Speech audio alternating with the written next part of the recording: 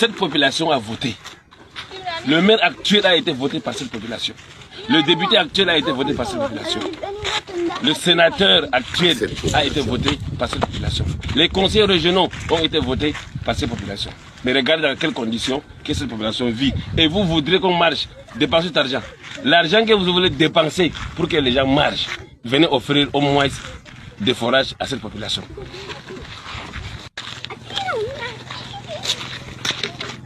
Regardez.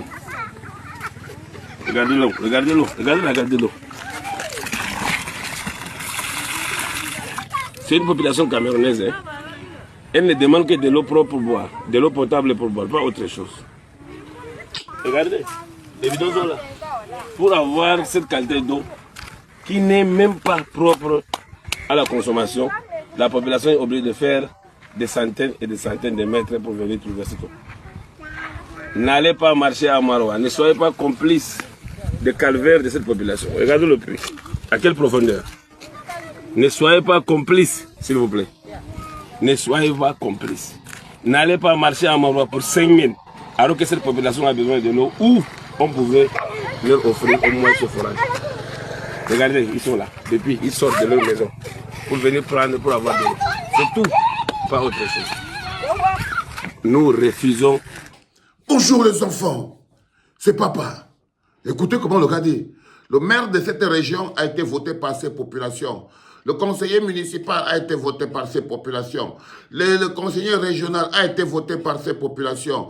Le député a été voté par ses populations. Mais regardez l'eau que ces populations boivent depuis plus de 42 ans. Donc vous voyez très bien que le problème du Cameroun, ce sont les populations. Le maire a été voté par ses populations. Le député a été voté par ses populations. Le major a été voté par ses populations. Pendant 42 ans, des décennies, 4 décennies, les mêmes populations ont voté pour la même eau sale. Les mêmes populations ont dit que non, on ne veut pas les opposants ici. Les mêmes populations ont dit que les opposants veulent déstabiliser le Cameroun. Les opposants cherchent à vivre leur vie, ils font l'opposition pour leur ventre. Mais ils sont en train de boire l'eau jaune. Ils préfèrent boire l'eau jaune. Non, les enfants. Le problème du Cameroun a toujours été le peuple camerounais. Et c'est pour ça que ce peuple a été détruit à la base. Parce que comme le peuple est la clé, il faut donc détruire le peuple. L'opposition n'est pas la clé. Ce n'est pas l'opposition qui est la clé de la survie d'un pays. C'est le peuple. Ce n'est pas l'opposition qui libère un pays de 42 ans de dictature. C'est le peuple. Parce que c'est le peuple lui-même qui permet à un dirigeant de faire 42 ans de dictature. Ce n'est pas une opposition. Parce que lorsque, après avoir donné l'eau de cette couleur, après avoir donné la bilharziose, après avoir donné toutes ces maladies pendant 42 ans, le fait seulement qu'il ait atteint 42 ans est la preuve que le peuple lui-même a détruit l'alternative. C'est-à-dire que c'est le peuple qui détruit l'opposition. C'est le peuple qui humilie l'opposition. Alors, en ce moment où le changement devient inéluctable et que même les actes de conservation les plus compliqués deviennent des actes de changement, le peuple se retrouve piégé au milieu de l'équation. Si le peuple n'avait pas abandonné les opposants, si le peuple n'était pas parti tapiner derrière le RDPC, si le peuple n'était pas faible, corrompu, corruptible, on n'aurait pas atteint le niveau où il faut maintenant que le peuple descende dans la rue pour sauver sa vie. Parce qu'en ce moment précis, la force que le peuple devait donner à l'opposition, le peuple a fui avec. Non, le peuple a été corrompu. Nul ne peut faire 42 ans de pouvoir ou 43 ans de pouvoir sans se tailler le peuple dont il a besoin, sans enlever le peuple de l'équation. Dans aucun pays au monde où une jeunesse est nombreuse, à plus de 75%, on accepterait de mettre même la candidature d'un président comme Paul Biya. C'est la plus grosse insulte qui a pu être faite au peuple camerounais. C'est ça qui nous a donné notre place. Nous sommes parmi les derniers. Tous les pays d'Afrique se moquent du peuple camerounais. Ils ne se moquent pas des opposants camerounais. Ils se moquent du peuple. Parce que vaut l'opposition avec un peuple amorphe, faible et corrompu? Que vaut Kamto avec un peuple amorphe, faible et corrompu? Il n'a pas d'armée. Il n'a qu'un programme. Est-ce que le programme libère le peuple? Non. Les hommes politiques ont le programme, ils n'ont pas d'armée. Les hommes politiques de l'opposition n'ont que le programme, ils n'ont pas d'armée. Ils n'ont pas suffisamment de bras.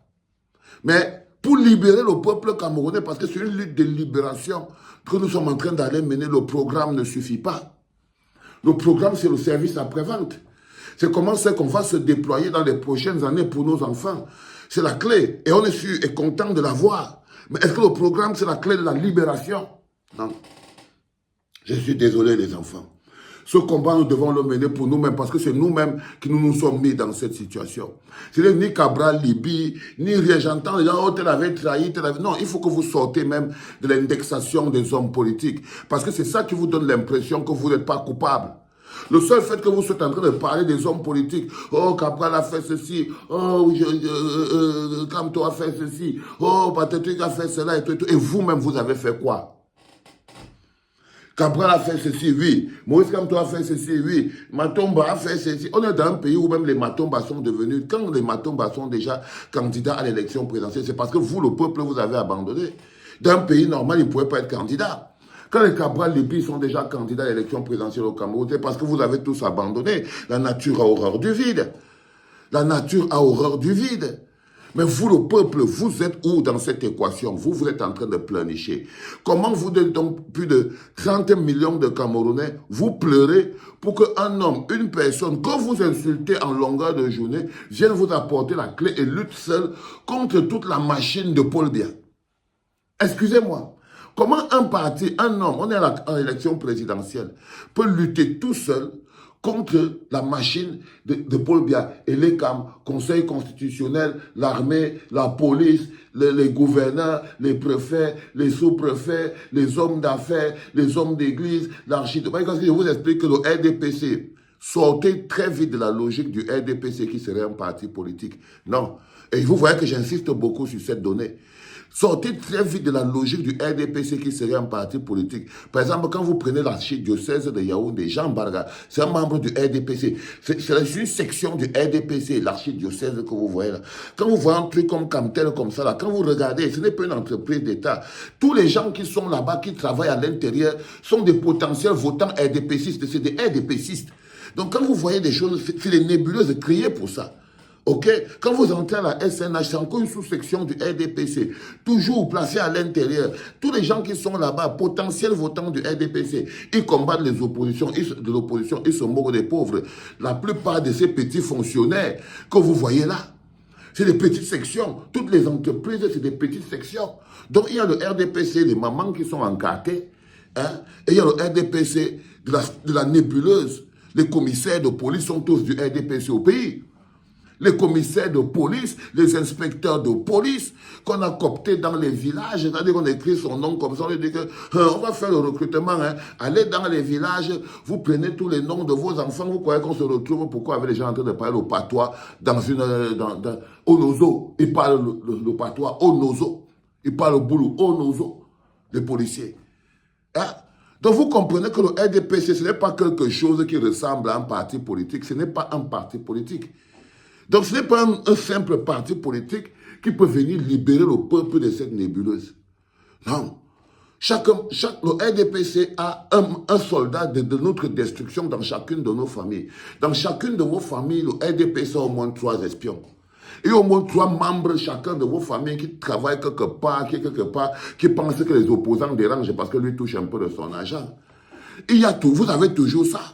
Il y en a qui pensent que non, mieux le Cameroun reste comme cela. Parce qu'au moins, eux, ils réussissent à manger quelque chose et tout. Eux, ils préfèrent même se taire. Donc, s'ils voient un opposant qui veut que ça hamala, ils disent que non, c'est un danger. Le RDPC, c'est aussi cette idée de conservation.